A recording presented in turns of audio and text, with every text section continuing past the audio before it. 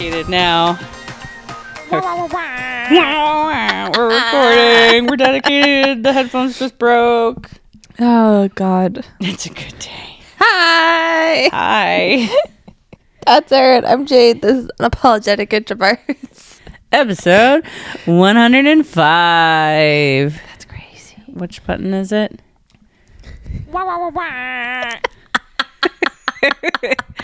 If you weren't here for the last episode, we decided to record that at the very end. And it's a gem. It's a gem. It can probably turn up like a little bit. Actually, my headphones are down, so it's fine. Yeah. Yeah. So, welcome back. Yeah. We're recording on a Wednesday. We're also saying goodbye to these headphones because they've decided to crap out the minute we turn on the recording. Oh my God, it's sliding off of my head. This is amazing. I love it here. Okay, well, it's all good. Slightly heavier topic, but good ending this week. I know the world's in shambles, but I wanted to research some survivor stories and talk about them, and I figured there was more than likely someone else there's a giant cat here who would like to hear them. There's a giant spider, and I'm like, not the time. No. Not the time. So yeah, we're gonna read some intense, semi-intense survivor stories, which in turn could probably be a little triggering, maybe. I mean, I didn't pick a really gruesome one, which was great. I don't know what Reddit has to offer. I don't know what Reddit's offering me. So, I mean, we totally get it if you don't want to stick around. But if you want to listen to the yapsesh, I'll put a little timestamp in the description of when we're going to actually start telling our stories. But now, we yap. We always yap. We're here for it. Yap. Books. Okay, started the audiobook. It's called... What was this? I'm on a reading hiatus. I'm not doing audio. Oh, I know. No, you're rubbing it in, right? I'm back. That did not last long. Surprise! Da-da-da-da. This is the one you just bought. But this is the one I just bought. So technically I'm still on a hiatus from that one series that I was That's fine. Powering through. I got to I think book 5 of 9 or something like that. I can't remember. Freaking out because I don't want to. Oh, you got sad. I got sad because they go so quick now. Yeah. They're not all super, super long. Some of them are only 5 hours long. Oh, okay. So those get powered through fairly quickly on a week of driving and listening. Because that's 20 minutes 40 minutes every day. Goes quick. Yeah. So now I'm listening to The Pole Position, which is about NASCAR? Formula One. Pretty sure. Yep, fair. I don't know. Well, they don't technically allude to it being Formula One. Maybe they do. I don't remember. I don't know anything about it. But I'm learning. Hey, if they get on the pole, they're doing real good. Yeah. They're talking a whole bunch about pole positions being we make it into P3 or whatever. And I'm assuming that's position 3 or pole 3. And that's a good thing because if you think about how numbers work, 1, 2, 3, that's really close to being first. So assuming that's good knowledge. Anybody who's I literally hate you right now for the fact that I know everything about Formula One. Good for you. Yeah. Good for you. It sounds interesting. I don't own TV and I'm way too lazy to Google anything. So, well, if you enjoyed this one, I have a whole series of stairs on Formula One. Oh, really? Oh, yes, you do. I do. And it's great. Yes, I do want to read that too. It's all on my list. Yes. Have I touched my book?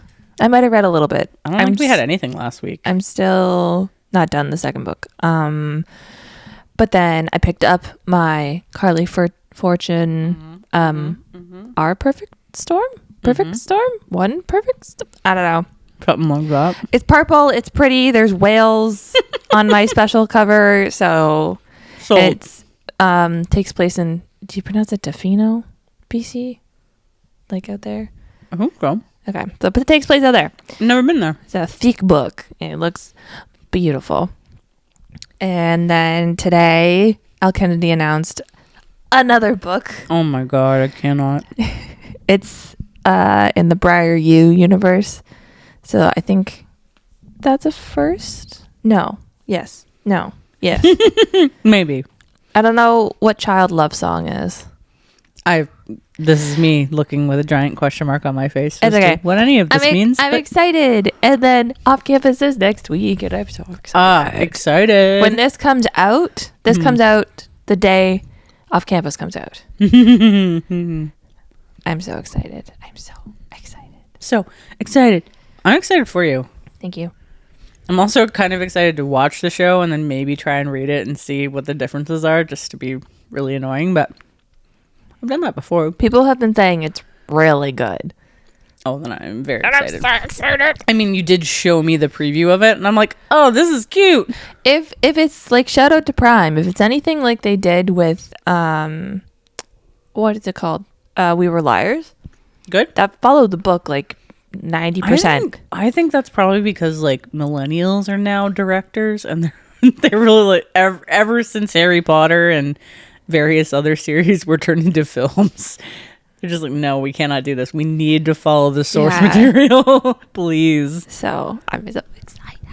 Yay. I texted Sydney today, and which she didn't acknowledge my text, but she was busy at school. Oh, okay. Well, fair enough. She's building walls for an exhibition. Fun. Yeah. Super fun. Her and her roommate. Oh, I don't know which one. I think it was Bree. They went and picked up like 76 things of lumber. Like real walls. Real walls. So they're construction crew now. Yeah. I was like, damn. Wow, they really crammed that into education now. Forget about just designing and architecting the things. You now have to go build them. Yeah. It's like being like a social media manager and a graphic designer. The worst. It is the worst. So I had texted her in the middle of the day being like, I think we're going to need to FaceTime or like live text and click play at the same time because I'm not going to be able to not tell you. Can you like do I think somebody had like viewing sessions. Can you do that with Prime? I don't know, maybe. Can't you like we could just FaceTime. Yeah, I guess so. I thought there was like this like viewing thing. I've done it with Netflix before. Yeah, like you can share what you're watching with someone. I could definitely find a program. Yeah. Anyway. I'm so excited. It's just all over my TikTok and I can't wait. Excited for the review. I can't wait. And I think we get to see Garrett's butt. Joy. You know what? They get one thing. Cute nice man looking butts. Yeah. Cool. I'm down. Beautiful. And then today, I mean, I saw it. Yes. Or maybe I just saw it really early in the morning and then I saw it again in the afternoon. Sleep Token came out with an instrumental of Even in Arcadia on vinyl. So cruel.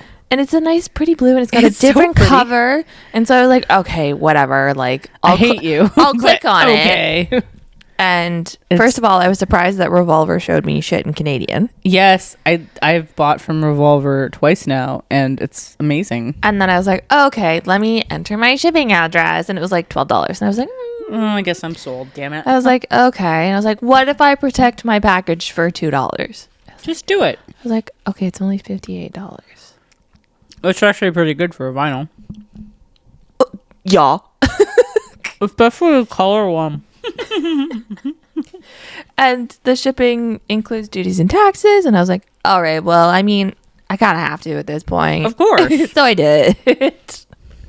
And another Sleep Token vinyl shows up. It's fine. At Jade's front door. It's not coming from Australia, so it's great. True. I'm very excited. It'll be so pretty. And like, when I have a house and I have a record player. The displays, but then just to like have that album instrumental just playing in my house is gonna be so cool. Just it'll be funny with the whoop. You should have bought 2.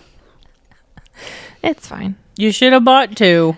No. One to play and completely ruin because you're just gonna keep it on loop, and the other one to display pretty on the wall. It's fine.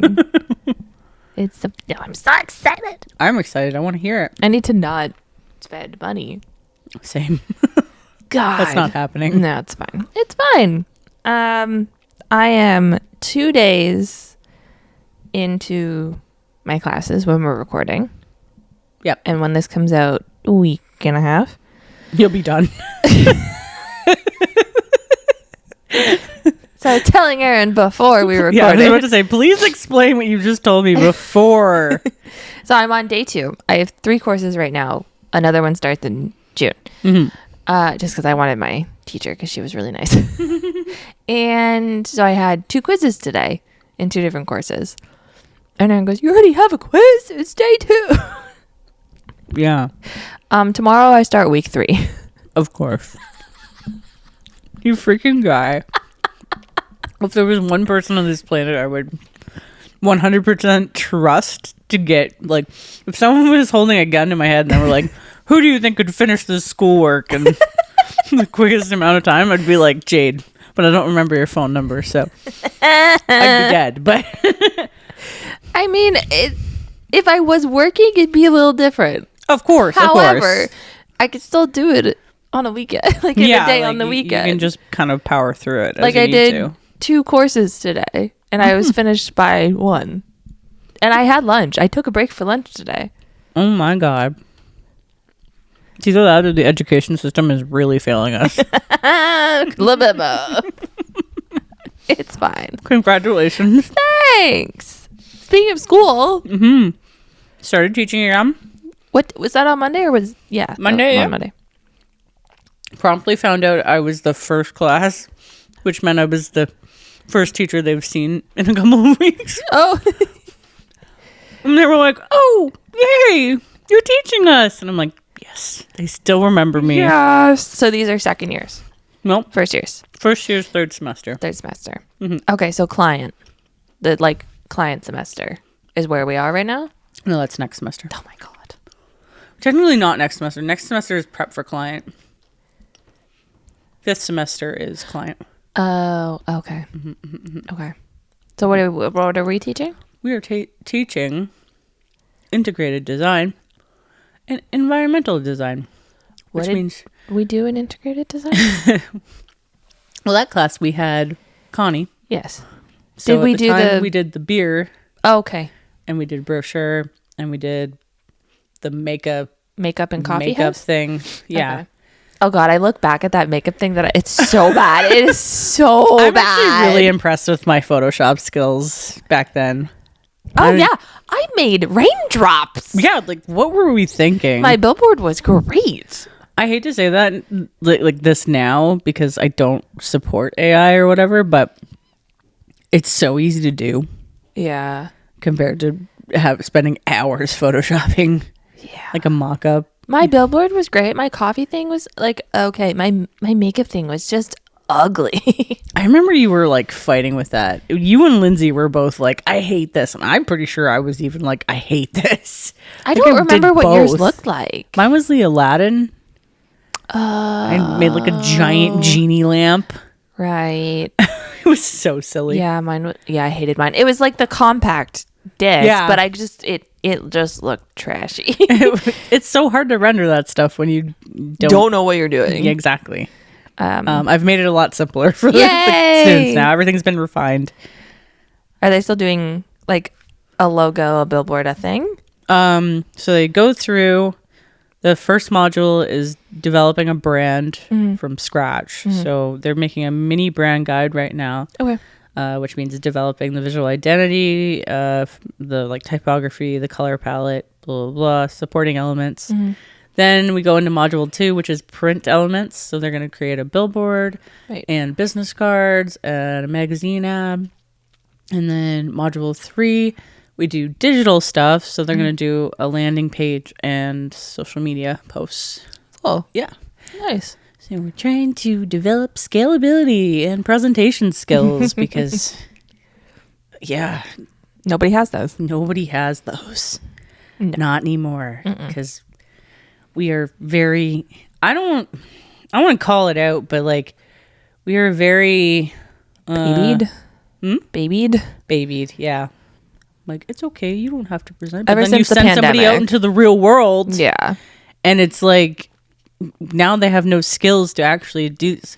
So I'm not trying to be harsh on them. I'm giving them like a risk-free environment to just like screw up in the presentations. Yeah. It's not about like, it's not about critiquing their presentation skills. It's just making them feel more comfortable and do it, because you gotta do it. You're gonna end up presenting your work. Like, you're creative. Usually your work gets seen by somebody. I've had this conversation again with someone today. I'm like, presentation skills have really reduced over the years. Everybody hates it. Don't get me wrong. Oh yeah, it's terrible. But like, you just got to do it. You got to be able to share your ideas in some way, though. Without going, it's shiny. Yeah, like it's not even like the word vomit part. It's just feeling more comfortable about talking about your work in general. Which I think they would get more like. I remember being at work and presenting stuff, and it felt fine. And I was like, who am I? Yeah, you just get over it after a while, because you just realize usually no one's actually listening. Nope. But yeah. But then you feel a lot more confident in that, because then you're like, the one who is listening, they get it. Probably getting it right and now. they appreciate it. Yeah. Yeah, it's nice. That's nice. Yeah. So every we're Monday. back at it. And you've got one more Monday this year because the holiday is moved? Yeah. What holiday moved? So last year we had, which holiday was it? It wasn't Victoria Day, because we still have Victoria Day. Was it Canada Day? Yeah, it was Canada Day. Landed on a Tuesday. Oh, so now it's on a Wednesday? So it's on a Wednesday. So last year the campus closed on the Monday to make a super long weekend for everyone. What are they doing now? They're just going to have Canada Day on a Wednesday. Oh, okay. Which is so goofy why our day moves in general. Like, just make it a long weekend or something. Who cares? I get it. It's like historically accurate, but do you think Christmas is actually historically accurate? No. Like, just move it. It's fine. We get a day. It's cool. Yeah. Move on. But in the middle of the week, sucks. Yeah. Sucks. That's true. Like, who's going to be like, yeah, so... Let's go party! Monday, Tuesday, go to work. Wednesday, well, day off. Everything's closed. Can't do anything. And we have to go back to work tomorrow. Yeah. What? What's the point? No. I'm not going to do anything. Yeah. Obviously, I'm not going to do anything, because I'll have to get up the next day and work. So what is... Seriously, it's like a one-day weekend. I don't even have a pool to go sit by anymore because my grandma moved. Oh, boo. Sadness.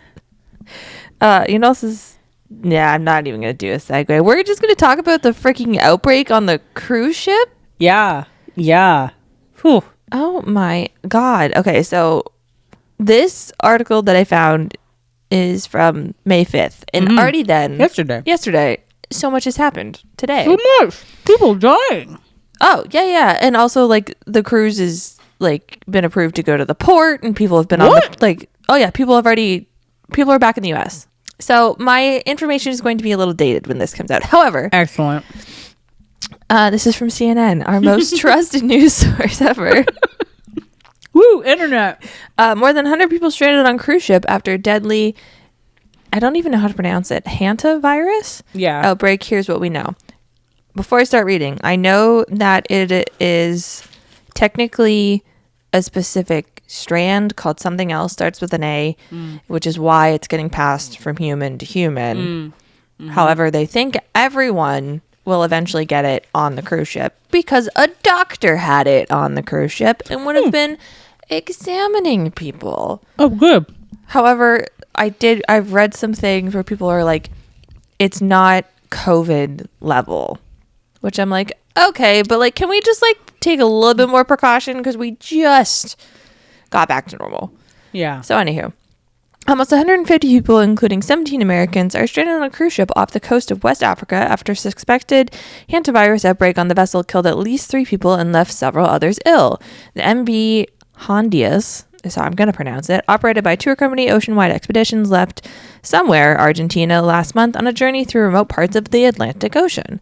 Along the way, several passengers became sick with a rapidly progressing respiratory illness, the company said, which I think is weird because they say intubation is like 1 to 6 weeks. So all the people that got on the ship that were infected were already infected. And then the people who were on the ship who knew that they were infected when they got off the ship went on planes. I just want to do like a quick edit note Jade meant incubation, not intubation. Oh. I didn't even realize what I said. You would have listened to it later and went, That's fine. 7 cases of the rare rodent-borne hantavirus have been identified so far, including 2 confirmed cases and 5 suspected cases, the World Health Organization said on Monday. Vessel with 149 people on board. Okay, so it's 149 or 150? Sure. Jesus. Currently anchored off of somewhere, the capital of Cape somewhere. Town? Nope. In Archipel. What is going on upstairs? Sounds like something's rolling across the floor. Off the coast of west coast of Africa. So they were just like chilling in the middle of the ocean because they were being refused entry to the port, which they have now been granted. But I heard something about the Netherlands. I don't really understand. Hopefully in quarantine is all I. Well, no, because people got on planes. Ask. People are back in the U.S. This is how we have pandemics. People. At the time of this article, there was no plane yet for disembarking the remaining crew and passengers. La la la la la. Says they're considering sailing onto Spain's Canary Islands. It can cause severe and often deadly respiratory illnesses called hantavirus pulmonary syndrome, which killed Betsy someone, the wife of late actor Gene Hackman. Is my dad sneezing? What is going on? I'm fucking recording a podcast. Get your shit together. Your mom's gonna be like, what? Oh my god. So do you know who Gene Hackman is? Yeah. Okay, so he got it from she got it from him. Anywho, they're both dead. Whoa. As of like last year. Humans most commonly become infected through contact with rodents such as rats and mice, especially with their urine droppings and saliva. Just one type of hantavirus. Oh, the Andes virus is known to be able to transmit from person to person, which is what it is. And then they go, but it's rare. So of course that's the thing that's going around. It's rare. Yeah, that's fantastic. Great It news. is primarily found in Chile and Argentina where the ship originated. Still, health authorities emphasize that the outbreak does not represent a public health threat. There is no need for panic or travel restrictions. It starts with 1. Exactly. I'm not going to read the rest of this One article because infected CNN's bat, pissing one me off. infected rat. Anything that rhymes with bat or rat probably shares. And Cat. then I don't know. when was this? That's probably true. That's scary. I know. And then one day ago, who confirms la la la la la. Da, da, da, da, da, da, da. Essentially, they were just like contract tracing for the flight that an infected passenger aboard is also underway. You let him get on a plane? Why Yeah, would you did. Do that? A plane is like a recirculating air. They like I saw something Can. today, and it was like they basically just like are trying to track down everyone that has been on that plane. Yeah, no shit. You're in shared circulated air for however long the plane ride You're was. screwed. I'm just like, come on, Screwed. people. Totally screwed. Like, come on. Why? Why is it? Why this again? Someone was like, when you go on a cruise, you should sign a document that says if any outbreak happens, they're just going to sink the ship. Yeah. Just take it down. Titanic, that bitch. Yeah, really? But yeah, so that's happening. I mean, when we record next week, maybe we'll be on lockdown. Great. I just got my life together. I know. Why? But Oh, that's I happening. can't do Zoom meetings. I will just... I will find those people and write them a Nazi letter for doing this. Well, why would you like, I understand people have to get home, but also... Quarantine. Quarantine. Because the person that got on the plane later then died when the plane landed. Of course. Why would you get on the plane? Why isn't there like a health place somewhere that you could go to try and get treatment so you don't die? I don't know. It makes no sense. I don't understand. Want to hear more stuff that doesn't make any more sense? I do, because I have no idea what you added to this note and I'm confused. Alberta is trying to yeet itself from Canada yet again. Always. Alberta and Always. Quebec can just leave. Yeah. So I'll read you from AP News, our trusted also news source. I've never heard of AP News. Apparently, it's one of the most trusted partisan news sources on the planet. So that's kind of neat. All right. Thanks, AP News. Alberta separatist group says it has enough signatures to trigger a referendum on leaving Canada. Like, are they becoming the 52nd? The problem is they can try, but they don't own the land. Oh my God. So, Alberta separatists said Monday they have formally submitted almost 302,000 signatures to try to trigger a referendum on the province leaving Canada. The group needed at least 178,000 signatures to force the province to consider even a vote. Oh, okay. This checks for Alberta. The question of separation could go on a province-wide ballot as early as October, as Alberta Premier Danielle Smith has said she would move forward if enough names are gathered and verified. Smith has said she personally does not support the oil-rich province leaving Canada. No shit, because you're going to have to pay your own taxes as well as figure out how to run a whole country in a tiny amount of space. It's not going to work when the rest of Alberta is relying on Canada for so much funding. It's also not like it's, on the, it's literally kind of in the middle of the country. Yeah. Every border except for one is this, Again, this goes back to they also don't own the land. So if you're leaving, you're leaving. Oh my God. I don't, why do you want to leave? So this is what happened. What would happen? A yes vote would not trigger an independence automatically. Okay. So negotiations with the federal government would have to take place.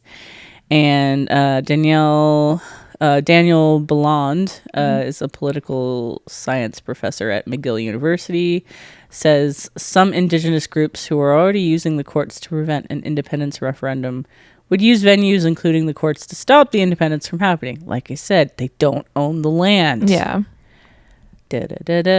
Ads. Of course. Mitch Silvestri, the head of Stay Free Alberta, arrived at the Elections Alberta office in Edmonton on Monday, leading a convoy. Yeah, all you have to say is convoy, and the rest of the world just... He was leading a convoy of 7 trucks to deliver the names. Oh, yeah, because you couldn't just put it in your passenger seat of your sedan. Yeah, or your souped-up high-rig truck that probably burns on diesel, even though you're in a gas-rich car. Apparently, he says this day is historic in Alberta history. It's the first step to the next step. We've gotten by round 3, and now we're in the Stanley Cup final. Okay, bye, sir. I don't know if you've noticed, but I don't think Canada's won the Stanley Cup in a long time, haven't we? Or maybe that's baseball. I can't remember. Anyway, I don't know anything about sports, but I'm assuming that's not accurate. Probably not. Yeah, so they want to leave. I really would love to know why. I want to know not only why, but where do you think you're going? Yeah, are you becoming the States? Are you just your own what? And how do you think that's gonna work? You would have to set up exports, imports. You would have to set up your own government and structure it, and then taxes.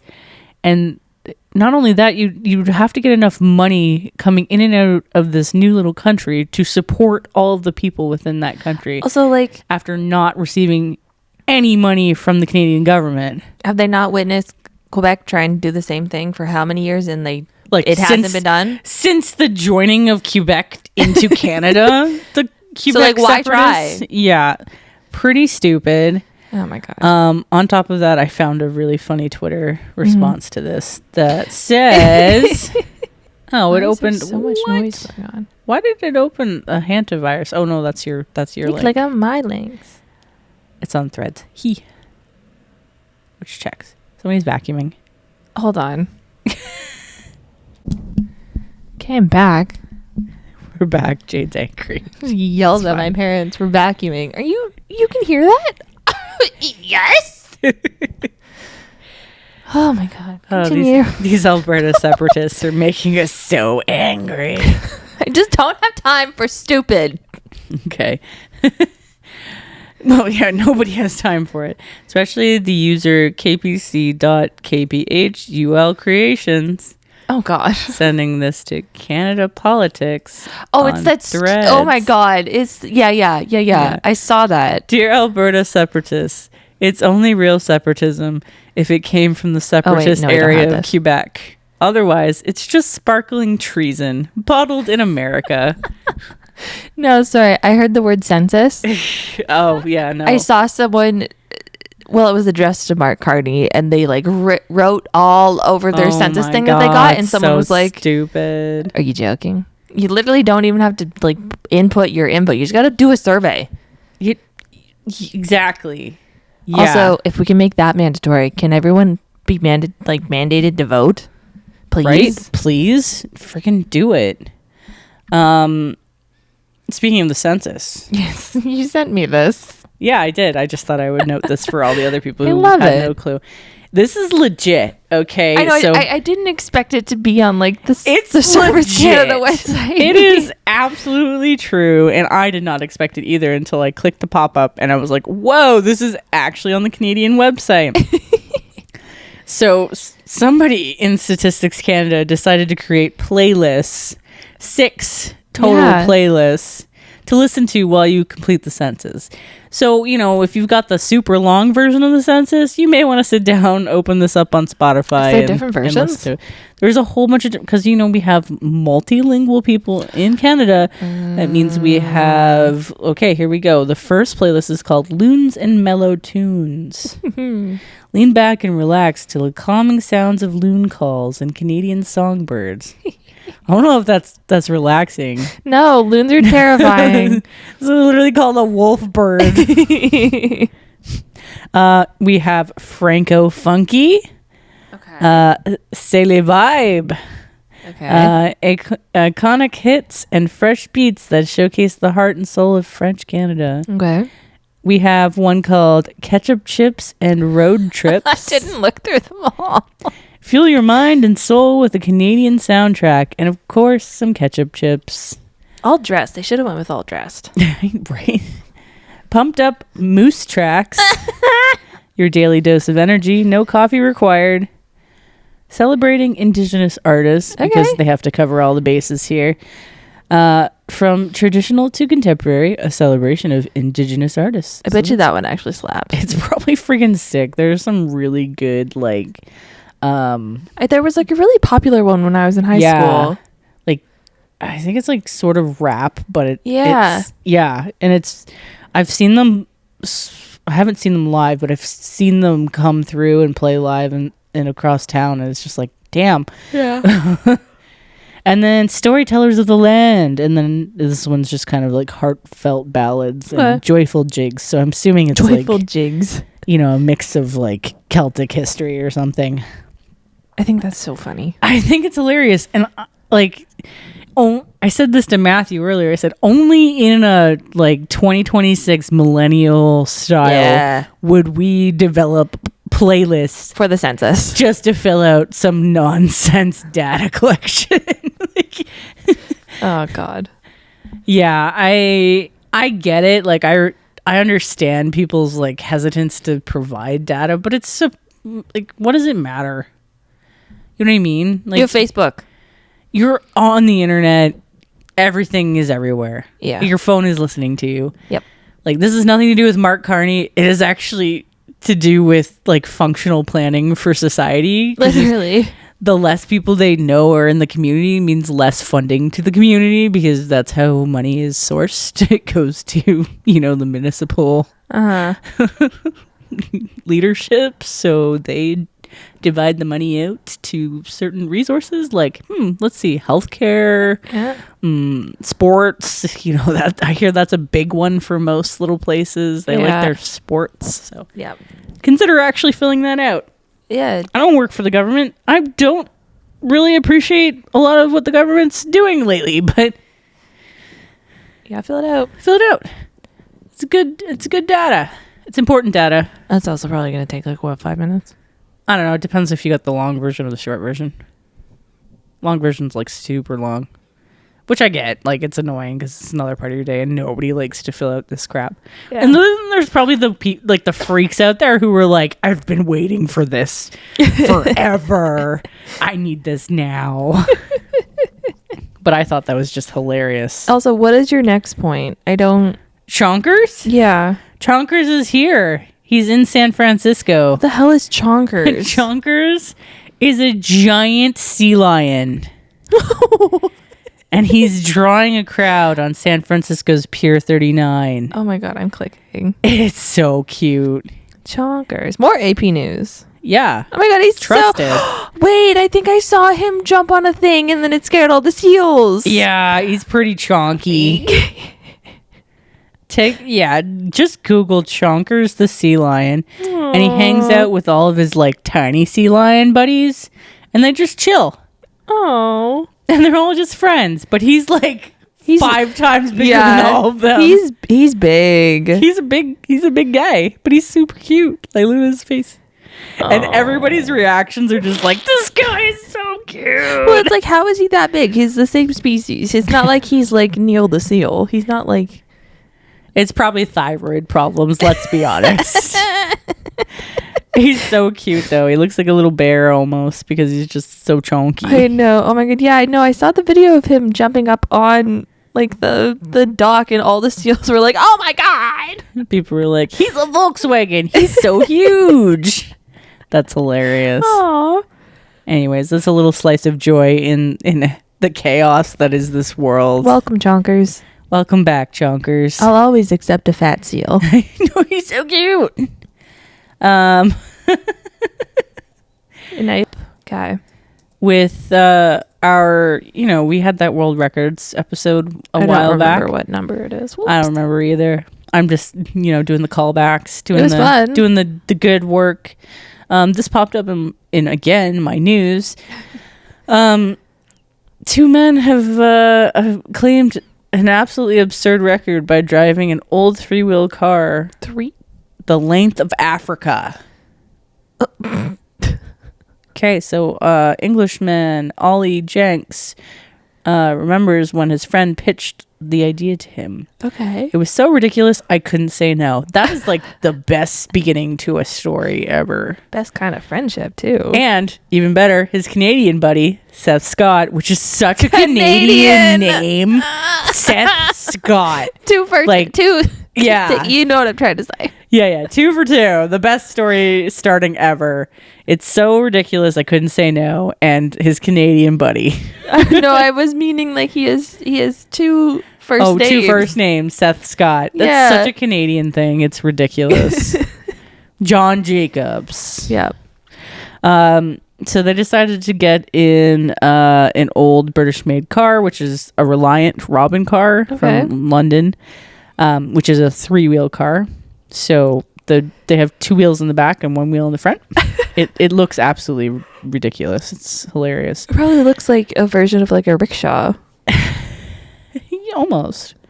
And they drove 22,500 kilometers or 14,000 miles through 22 countries and set the world record for the longest trip in a 3-wheeled vehicle. So odd. How long did it say how long it took them? That's like, where do you just go, yeah, that's a lot. Let's do that. And then your best friend is like, oh my God, yes, count me in.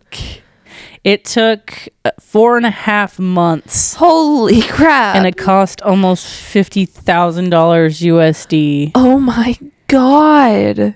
That is insane. I also can't imagine that car is very big. Oh no, they said it was kind of like the worst car. Yeah. There's no air conditioning, no power steering. Oh my God. And the car, because it's so old, it slows down as you go up hills. So it's kind of like a Flintstones vehicle where you're trying to like physically move the car. You got to be really good friends. For it's 4 months. So congratulations to Seth Scott and Ollie Jenks. Yeah. And here's the car I'm showing Jade. Oh my God. It is so goofy. It's kind of like a slice of pie. I don't know why, but it looks like the vacuum from Teletubbies. A little bit, yeah. It might just be the color.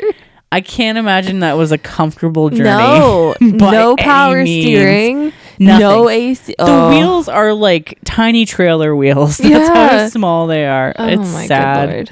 Well, congratulations to them. I'm glad they're still alive because I feel like that car could have gave out. It could have gave out. They didn't murder each other.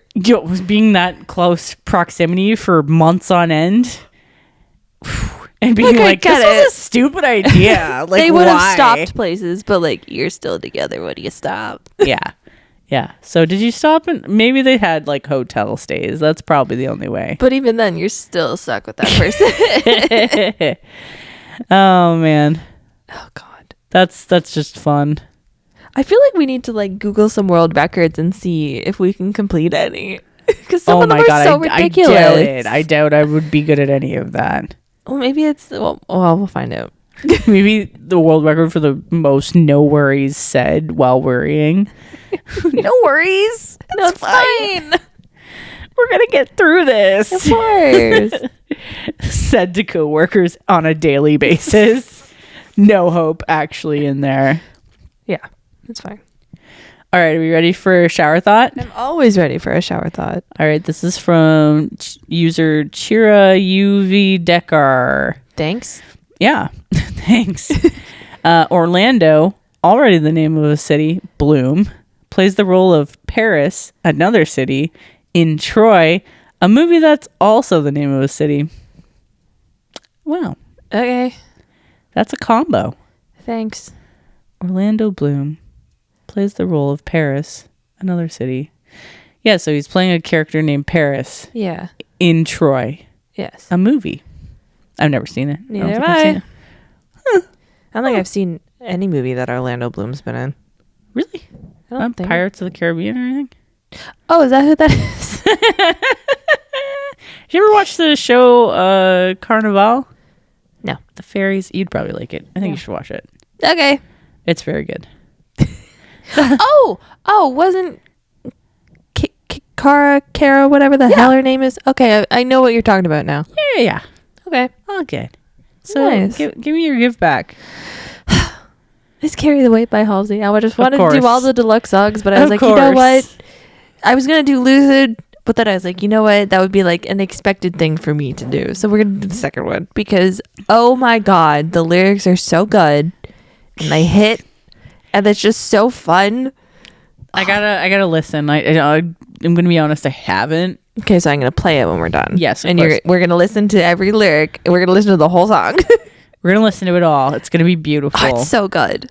All of the bonus tracks are good. Which I mean, 4 of them were technically out already, right? Or they're just 5. more refined now. Well, Alice of the Upper Class ended up going on streaming on TGI, just like regular. Right, but then there were like the 4 versions that you could buy to have the extra one, and I was like, I'm not doing that. They will come out eventually, and they did.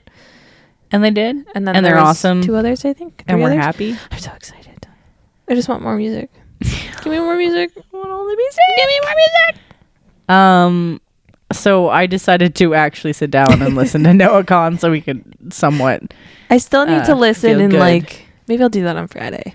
And because I've been listening backwards, I think I've been listening backwards. I don't think this is the first song because I don't put on his album. Yeah. I put on the all songs that list that he's got on his. Yeah. So I think it's backwards. Well, I'm yeah, not this sure. is like near the end of the album. Yeah, I think this is the last song because it's the first in the playlist. So, That's funny. which I just love it. It's Orbiter. It's so cute. It's beautiful. Even though every time I think he goes to say I'm an astronaut, I think I'm an asshole. And then I'm like, no, that's not right. He's saying I'm an astronaut. And I'm like, that doesn't make any sense. But you just get used to him and his attitude. And I remember... You're the moon. Oh, it's so good. I remember he released those and what was I making? I think I was making like a pudding pie. Yeah. And I videoed myself listening to it to send to Sydney. And when he said that line, I was like, oh, I'm going to cry. I know. It's so sweet. I was like, I love this. And it was like, we were just riding the high of like the space stuff. And then I heard that and I was like, oh my God, my heart so can't take it. It's so fitting. And yeah, so I've been like binging that album on repeat all week so far. And you know I'm what? with my best friend Tam now. It's good. I love that song. It's good. It's all good. Oh, they're all so great. How's your broken headphone situation going? Stabbing me in the head with metal. Okay, so where are we at? 45 minutes. God damn, It's we're a good. longer episode. Well, it's fine. because I did a lot of news features. That's fine. I felt responsible today Yay. to get that. Are we gonna open the what was this called? A Kimun? Oh, yeah, I forgot that was there. Want to open it at the end? Yeah. Yeah, we'll leave the Kimon for the end. Aaron bought like a mystery box plush thing. I have no clue. It was $5 $5. a giant tiger, so I cannot complain. Yeah. That's it for Yap. Yep. Now we talk Survivor Stories. Are they short on Reddit? They're fairly short. There's a lot of them. Okay. So do you want to do one, I'll do mine, and you close with one? Sure. Okay. They're going to be short, like super short. So let me know if you want me to expand. Okay. Well, I'll hear your first one, and maybe you'll do two. Okay. So this is a few like responses and stuff like that. So maybe I'll do this one. Okay. This is from Hard to Find a Good User. Fair. From 6 years ago, but it's a story. Okay. I'm a flight instructor. The first 500 hours of flight is called the killing zone. Oh. I know. I heard this. I'm like, ooh. Okay.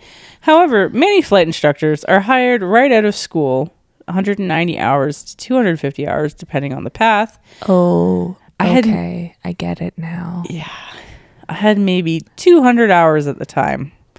I flew into a small dark cloud that was obviously a thunderstorm. Completely dumb thing to do.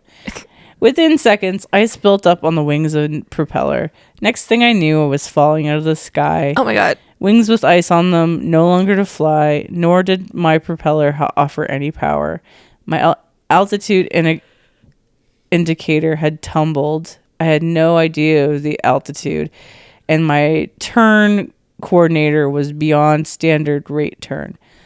Altimeter was circling fast, like 500 feet per second. Oh my God. Jeez. Oh my God. No. We broke out of the clouds, maybe 500 feet above the ground, nose down, and I was somehow able to recover within 100 feet of crashing into the ground. My God. I was training Chinese students at the time, and after that, they were scared of any weather. Yeah, no shit. Holy crap. I would have been like, yeah, no, I'm not. There's a reason I'm not a pilot. So Bongo Zimbabwe responds, did you manage to stay calm throughout the whole ordeal? I guess you had to be at some degree to save your life at 100 feet above the ground. What does the inside of a thunderstorm cloud look like? Do you remember?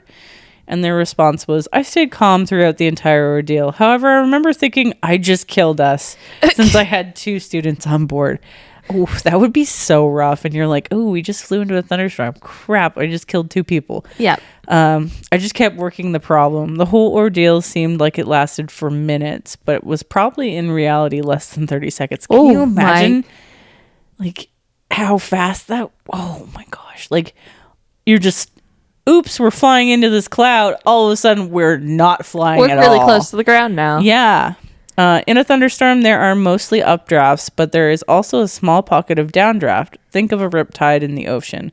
While most of the water flows to shore, a small pocket of water is going back out to the ocean forcefully. We hit that pocket, Of course. I am convinced, since all of a sudden the altimeter was spiraling downwards. Jesus. Edit. Think, oh wow, now I get to see the inside of a thunderstorm, to, oh look at how fast that ice accumulates on the wings, to, oh, the propeller is bogging down, to my controls taking command of the aircraft, to looking at the gauges, seeing the altimeter spin like a bad movie. The altitude indicator is tumbled, looking to instruments like the turn coordinator and the heading indicator, thinking, oh fuck, I just killed us, to breaking out of the bottom of the cloud, my God. ice falling off of everything, somehow regaining power and lift and pulling it up to save us, then radioing ATC to tell them we're heading back, scared shitless, in my voice. Oh my God. Ended probably like a true millennial with an LOL. Yeah, of course. Edit 2. Oh yes, when I recovered the aircraft, I immediately got scared shitless, was shaking. I am sure the ATC saw the drop in altitude. They were the best, but before that, amazingly calm and matter of fact, even with the oh I just killed us part. My God. That's crazy. I would never be able to be a pilot. No. Nuh-uh. Or an air traffic controller. Oh my God. So much work. Also terrifying. Just big metal tube. Yeah, it can float.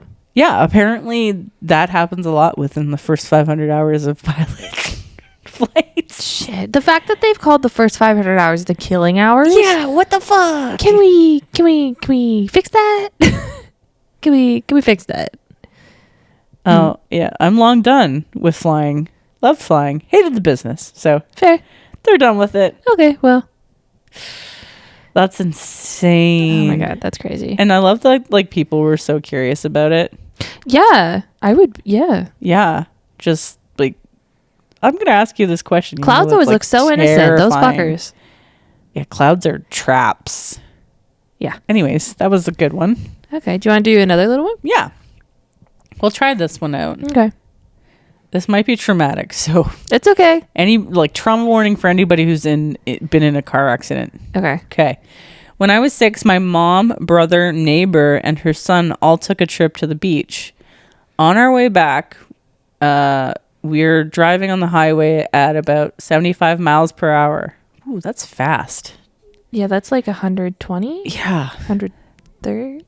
I don't know how much. I don't know. And I don't know how old this person is. Yeah. So when you're 6, this could be Real fast. real fast. I was in the car with my neighbor and her son. My mom was in the car behind her with my brother and his friend. Side note, my mom and my neighbor were having an affair. Oh. Okay. Just sprinkle a little juiciness in there. Okay. My mom had filed for divorce 6 months prior to this event. Oh, okay. So, fair. Like, she's trying. I get, maybe. I love this. I don't know. Side note, they were having an affair. Yeah. Okay. All right. Just got to clarify Spice that up your one. story. My neighbor turns around to ask us what kind of ice cream we wanted at the next stop. Oh my God, this is like every single like TV show thing when they look away from the car in front of them. Like, you're going to die. No. You're going to die. Anytime anyone does that Except in a car for in a with heated me, rivalry. They didn't die. God, they didn't die. And I was like, you know what? They're probably just driving on like a Canadian side road or something. That checks. 2 16-year-olds were driving drunk on the opposite side of the highway. Oh my God, no. They came flying across the median and hit our car head on, going over 100 miles per hour.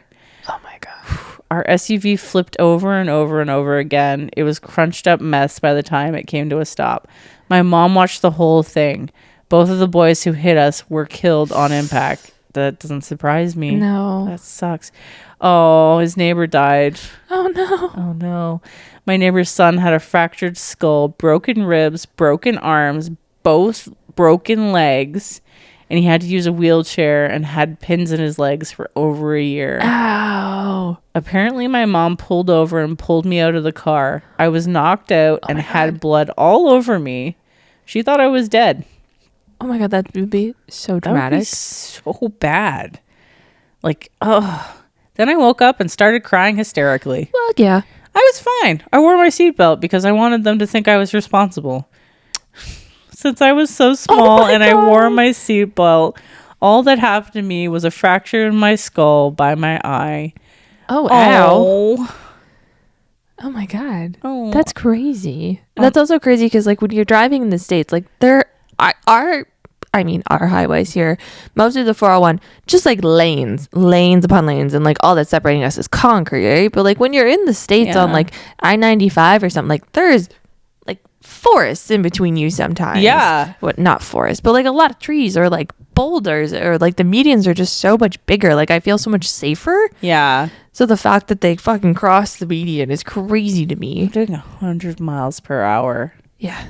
That's nuts. That's fast. On August 4th, would have been 25 years Wow. passed since this crash.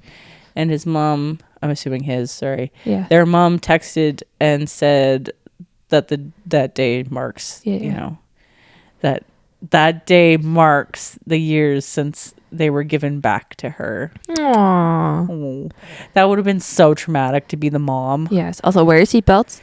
Don't put your feet on the dash ever. Wear a helmet. Don't drive drunk. Don't drive drunk. Always sit properly. Know where your 16-year-olds are. Yeah. If they're drinking and they're drinking, at least give them a responsible place to be a hub from. Yes. Be like, I will drive you home. Don't touch a car. Don't touch a vehicle. Don't touch anything with a motor in it. No, I think it's crazy how seatbelts like weren't a thing. Yeah. My mom tells me stories all the time about how they just, and my dad too, they just loaded the car seats weren't a thing. The kids up in the back of the car. Like you just carried your newborn. And if you could imagine my father's family, that's a lot of kids. That's but I also 8 kids. I don't think people realize that when you're in a crash, like people who aren't wearing seatbelts end up underneath the seat. Yeah. Or through the windshield, through the windows, like through the sunroof. Under the seat really fucks me up because I'm like, that's not a big space. No. And people get under the seat. Don't ever put your feet on the dashboard. Your knees are going into your fucking eyes. I don't care if you're pregnant. Don't do it. We've all probably at one point witnessed a clip of the Grey's Anatomy episode where the pregnant lady had her feet up on the dashboard. That did not end well. No, don't do that. Wear your seatbelt. Wear it properly. Don't speed. PSA. Don't drink. Oh my God. You don't have to pay me for this. I just want to save people's lives with generic knowledge of just wear your friggin' safety equipment. Yeah. It's not hard. It exists for a reason. There's been many fatalities because of simple things like this. Are you ready? Yeah. Give me the sweet, sweet story. I've got stuff from The Guardian, something called Film Stories, and then from National Park Services. Oh, even better. It's like a thorough check. Oh, yeah. So this story is not 1, not 2, but 3 survivors. I found an article that is basically from one of the guys retelling it. So it's mostly from his POV. So in 1992, when the thriller movie Silver, you ever heard of that? 1992, I was literally maybe 6 months old. Anywho, if anyone listening knows what it was, I had no idea what it was. I don't think it was a big hit. It was being filmed in Hawaii. And it's November 23rd, 1992. There's plans for an intense ending to the film. So we have the pilot, Craig Hosking, the director of photography, Mike Benson, and his assistant, Christopher Duddy. Now, the article is from Christopher's POV. Okay. The 3 were tasked with filming the bubbling lava and white smoke of the... Okay, these are Hawaii names, so I've done them phonetically, and if I pronounce them wrong, ignore me. Okay. The Puoa vent on the Kilauea volcano for a thrilling scene where the 2 leads of the movie would crash into the lava, which, I mean, horrible way to end your film. Yeah. Sorry, like, what? What? So, some background on the volcano. I'm not going to say it again, but the volcano is the youngest and most active volcano in Hawaii, and it's one of the most active in the world. In the last 1,000 years, it's covered nearly 90% of its surface in lava flows. Around 28,000 years ago, it formed underwater. It's a typical shield volcano, which means it has long, shallow slopes, and it's roughly the size of the island of Oahu. There are 2 rift zones on the volcano that stretch to the east and the southwest, and this is where most of the eruptions that occur outside of the summit are. We're not going to go into the history of the volcano because I feel like we can probably just do an episode on volcanoes. Yeah, I think we need to. And then we'll just post your infographic. Yeah, well, that was for New Zealand, but close enough. We could just talk about New Zealand volcanoes. Yeah. So back to the trio and the helicopter. They're trying to get this incredible shot for the scene. They pass over the vent for a second time, and the engine stops. Oh my God, no, pure terror. They're quickly surrounded by thick smoke, and Christopher remembers looking away from the cameras to open the doors and seeing that they're just headed straight for a cliff. Upon impact, the rotor of the helicopter was sheared off, and they just begin to free fall. Luckily, the aircraft landed upright on its skids when it came to a stop on a ledge. Craig had a gash near his eye that was bleeding profusely, but surprisingly, all 3 were alive, pretty good. Wow. The trio had no idea where they had actually landed until, I don't know what I typed there, until they climbed out and realized they were inside the volcano about 50 feet from a lava pool. Oh my God. It'd be so hot and so scary. Yeah. So, it's no surprise that it was incredibly hard to breathe. Oh, yeah, because it's basically just toxic gas. Yeah. Chris remembers his eyes burning from the sulfur and everyone just coughing uncontrollably. Feeling the heat from the lava through his shoes, seeing the smoke rise from their footprints with each step they took. If they wanted to escape, they were going to have to climb a 300-foot cliff face to the volcano's mouth. Whoa. No, what? And these people survived? Yeah, okay. What? So here's what Chris had to say about realizing what needed to be done. I got in the lead because I was maybe the most scared. I'm definitely afraid of heights, but it was pure survival mode. The climb itself was gnarly. You would grab onto the dried lava and it would just break away and rocks would come flying down. He recalls halfway up the inside of the wall of the cliff. No, sorry, he crawls, not recalls. Apple, why? He crawls halfway up the inside of the cliff and eventually has to stop on a little ledge where he couldn't go any further. He couldn't see Mike or Craig below him. They were about 100 feet away. Oh my God. He could just hear them. So while Chris scaled the cliff, Craig went back to the helicopter. Mike continued his way to Chris. And Craig tried to call for help on the radio, but the dash was so broken that it didn't work by itself. So he took the camera battery, connected it to the radio, and made a mayday call. Oh my God, genius. I know. Chris recalls that every so often you could see the helicopter on the ledge at the bottom of the volcano where the smoke would clear, and Craig would have to run to a little mound to get clear air because it was so gross down there. Oh my God. He said Craig was vomiting and coughing a lot. The ledge where Chris and Mike managed to climb to had better air, but since Craig was down with the helicopter, he just suffered. Yeah, well. So it turns out the mayday call worked because eventually they heard a helicopter hovering overhead. And Chris recalls hearing Craig yelling at him and Mike, but neither of them could understand what he was saying, and then they just stopped being able to hear him. Uh-oh. So at first they assumed he was dead. However, poor Craig. He got rescued, and Chris began to panic badly. He remembers Mike just saying, just stay put. They know we're here. They're going to rescue us. A couple hours later, park rescue team returns on foot, at the rim above them. Yeah.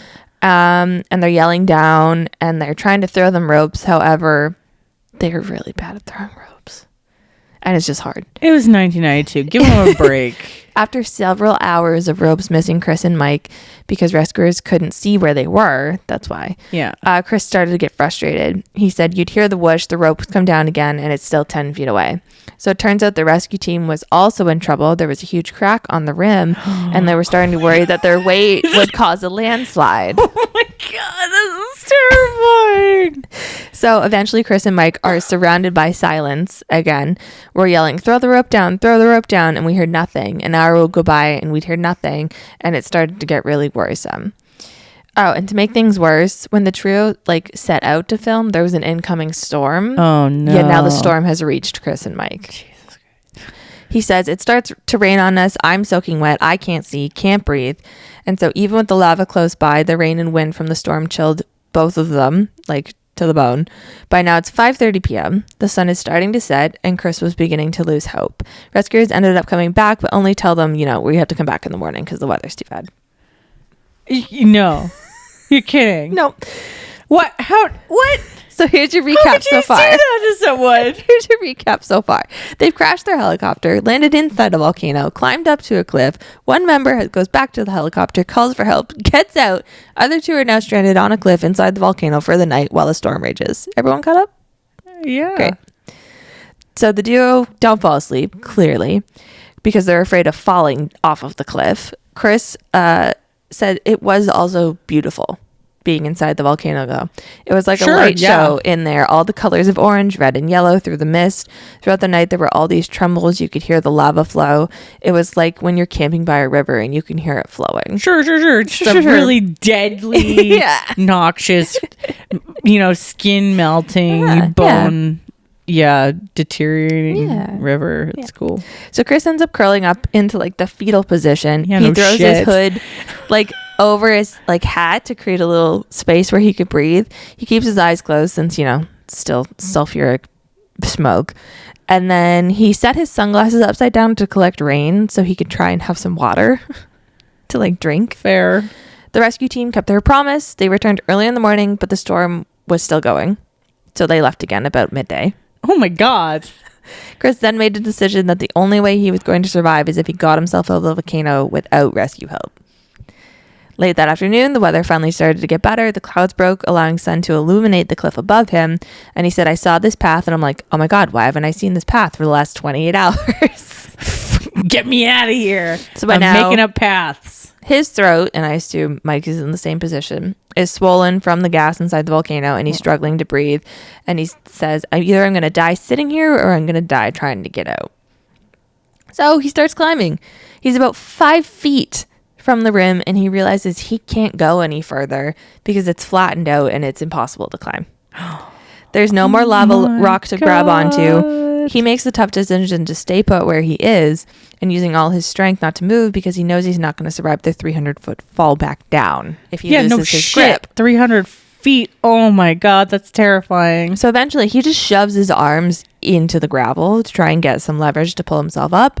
And he said it was like sticking your arms into broken glass because it was so sharp. I was shredding my arms. I don't even know how it worked, but I got my arms in and I just flipped myself and I landed on the rim on my back. And I was there looking up and I'm like, I did it. Yeah, way to go. So after he got up there, he just started running down the backside of the volcano while Mike stayed put on the cliff and he waited for the rescue team. So Chris ends up following like the orange pylons the team had set out as they had a path up to the rim, and the cones led him to an empty camp with only a couple tents, bottled water, and some oxygen tanks. So he tries to drink the water, but his throat's so raw that he can't even drink water. Ow. He grabbed an oxygen tank and ended up waving down a helicopter that was flying back to the camp. He said, the minute the guy grabbed me, my whole body went completely limp. I just became paralyzed. They had to pick me up, carry me to the helicopter, and strap me in. I just started bawling. I was like, Mike's still alive. You got to go get Mike. Let's go get Mike. Oh. When they got back to base camp, Chris was surrounded by ambulances, fire trucks, and of course news crews. He remembers Craig running up to the helicopter and helping him into the ambulance. He was told that the rescue teams couldn't go back for Mike until the next day. Oh my God, Mike! No. So in the morning, that poor man. The team went back out to the volcano for the third time, armed with a basket hanging from a helicopter. Of course, it's whiteout conditions again, and pilots couldn't see anything when they were trying to recover Mike. God, the first time they dropped the basket down, they hit a cliff, and a large boulder fell into the basket, so they assumed it was Mike. Oh no.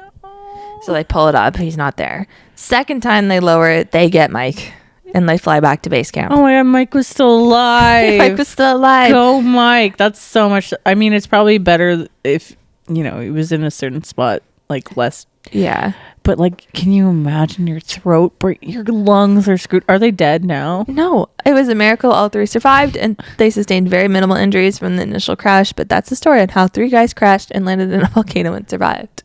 Craig has piloted for a bunch of other big movies in Hollywood. Why? Like, I don't know how you could go back to doing anything. I don't know. Like, that would be so traumatizing. I don't know. But also, like, how have they not just died from like lung deterioration? You're breathing in like sulfuric gases. How do you just like climb a 300-foot cliff? Land on a volcano 50 feet from a lava pool? Like, you better go buy a fucking lottery ticket. Holy shit. That's insane. And it was surprisingly hard to find info on. Yeah, I've never heard of this, but maybe they're just like, we don't talk about it. We don't talk about it anymore, guys. Like It's Fight fine. Club level. Like, this was traumatizing. I'm just going to go back to doing my job now. Bye. Can you imagine going back to the real world after that? Being like, I just survived this. No. I'm going to go back to my day job. Cool. Also, we're never filming a volcano ever again. Use drones. Yeah. Oh my God. I know, crazy. Volcanoes actually like give me super bad anxiety. I fucking love volcanoes. I think I was traumatized by one of the movies Probably. I saw as a kid. I can't remember. It was like Twin Peaks or something like that. I can't remember what it was called. And all I remember was I don't think it was lava. I think it was like like it raised the acidity of the water or something. And then grandma was trying to like save the kid. So she's like dragging she's got the kid in the kayak or whatever. And she's dragging it across the lake and just slowly like dying. What the hell? Like trauma. Like I it's like burned because I watched it when I was a kid, right? Like so it like literally not figuratively burned itself into my brain. So trauma. Interesting. Yeah.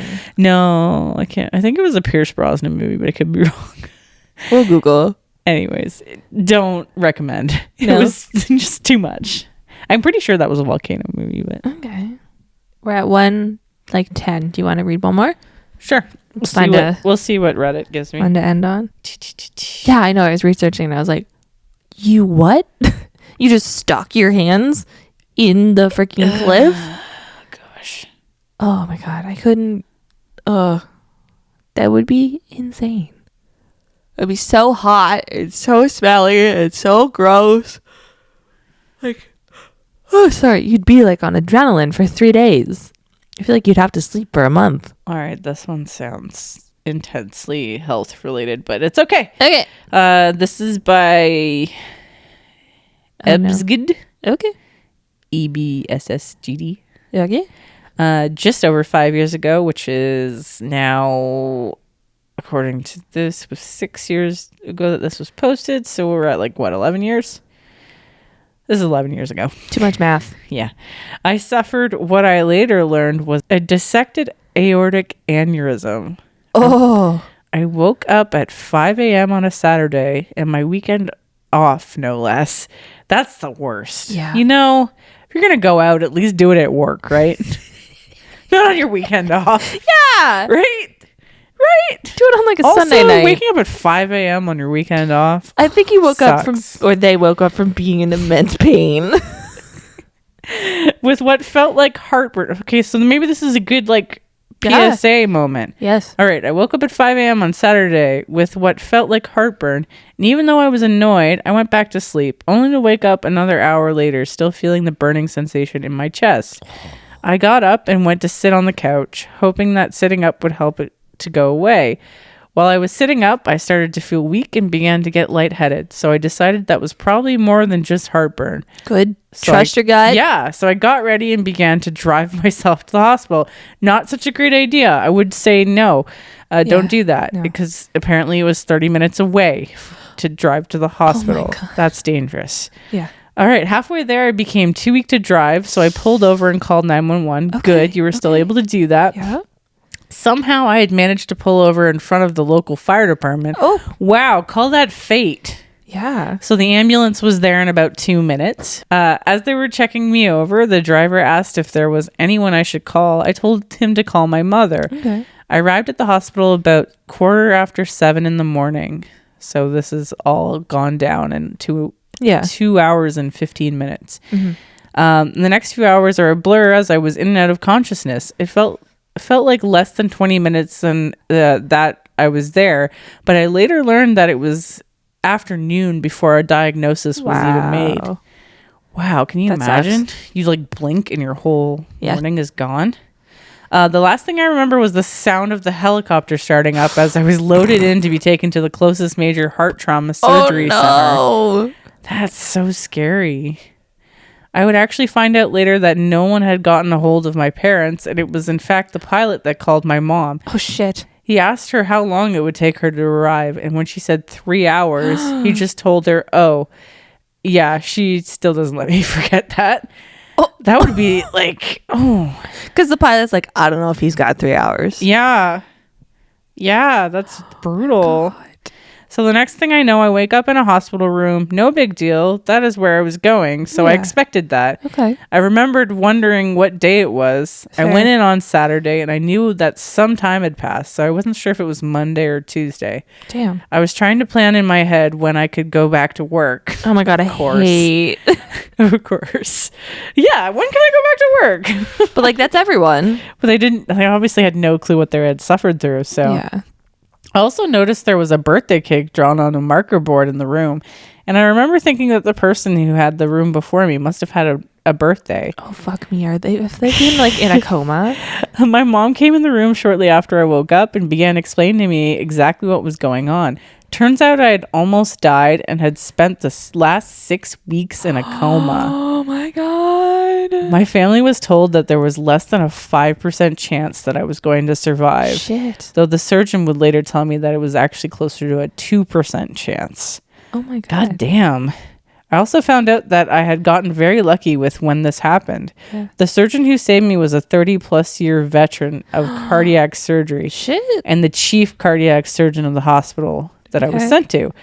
He just so happened to be the one working that particular weekend. He also told me that I had the worst dissection he'd seen in his entire career.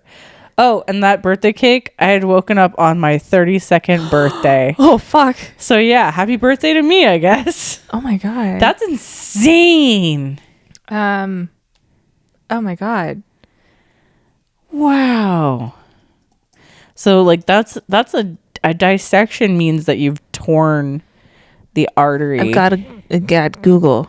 Yeah.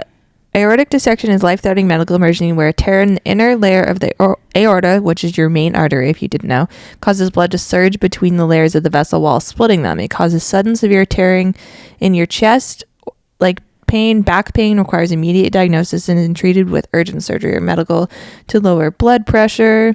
Here's some symptoms, guys.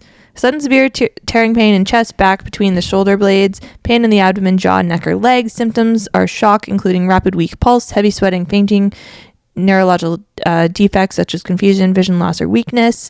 It can be caused by high blood pressure, which is hypertension, aortic disease or an aneurysm, genetic conditions, other factors like tobacco use. Why did I say it like that? High intensity weightlifting, cocaine use, or trauma.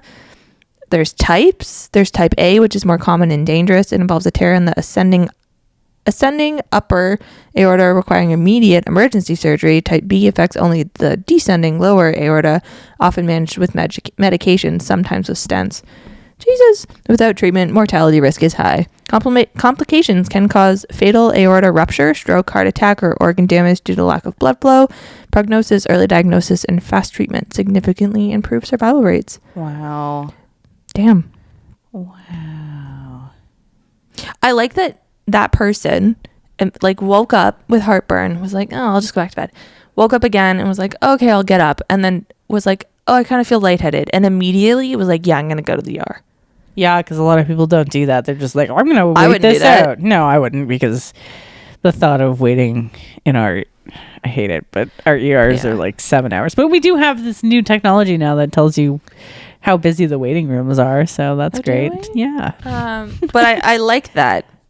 And then, when they were like, okay, I'm not feeling so well to drive, let me pull over, because like I probably would have not pulled over and tried to keep driving. Yeah. So this person, that's crazy, feels very fortunate. Yeah. Still working on the job thing. Understands they're very lucky, but it was super random. Yeah. They don't have a family history of it at all. As far as I can tell, it might have just been like a defect in their heart or weakness in their heart at the time. Yeah. Like maybe it's from childhood and like they never had any issues. Yeah. And apparently they now require a pacemaker. So that's a big change in life for, what did we say? 32? Yeah. That's intense. But I'm, I say that I wouldn't go, but we should probably be advocating for people No, you to need actually to go. go. You need to go. Don't I was be gonna dumb. say, Go if you do it. feel off, go. Tell someone at Yes. least so they can convince you to go. Yeah. Yeah. So if you ever feel that way, let me know. Oh, I'd definitely be doing like, Aaron, I'll drive you to the hospital. You're like, I'm Perfect. dying. Okay, well, here we go. Yeah. Damn. That was, some intense survivals.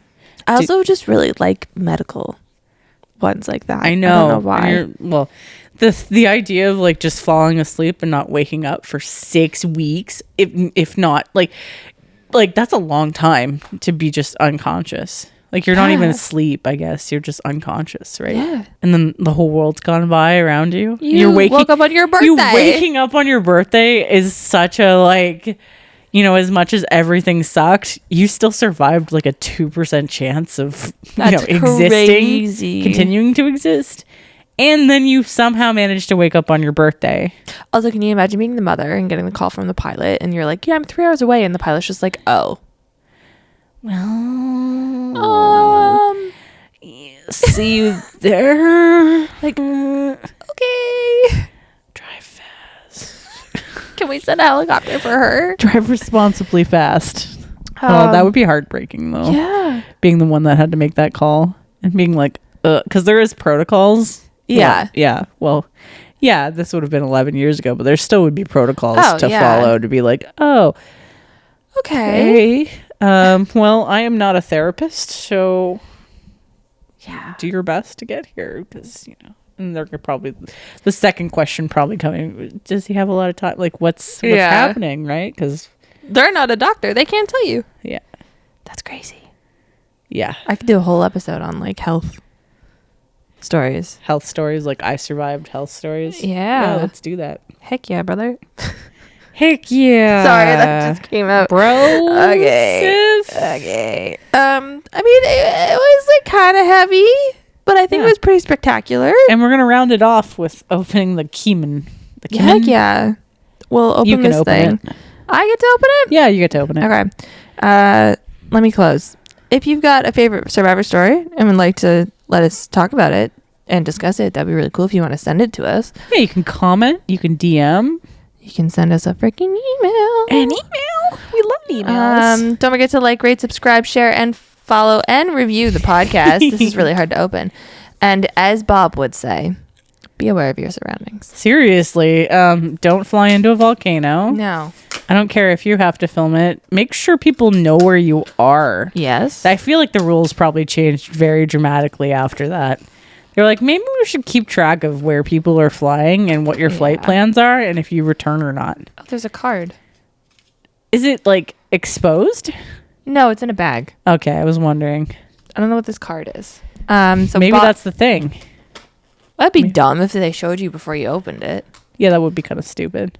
That is a thing, though. That is one of them. That'd be really dumb. That's really dumb. If Really that's what it dumb. is. Really dumb. Bob would say be aware of your surroundings, and I would stay unapologetically you. But let me open this. Yes. She's like, surprise bag. Can you open it? What is it? Which one is it? It has clothes. It is the one on the card. Well, that's stupid. That's such a dumb design. That's dumb. You Why should would hide give the that card. away? You should hide the card. Why do you have to dress it? I don't know. Is Weird. it cute or weird? Its eyes are a little weird. They look a like little lava. sketchy. Let's see. It is soft though. I don't like that its hands are hard. You know what? It's kind of cute. It's kind of cute. It has clothes. And it's got little cat ears. Yeah. Well, that's fun. Did it come with a hat? Oh, it came with a hat. Okay. Okay. Well, It was worth $5. yeah, I think he's pretty cute. All right. Say goodbye, Aaron. Goodbye. Bye.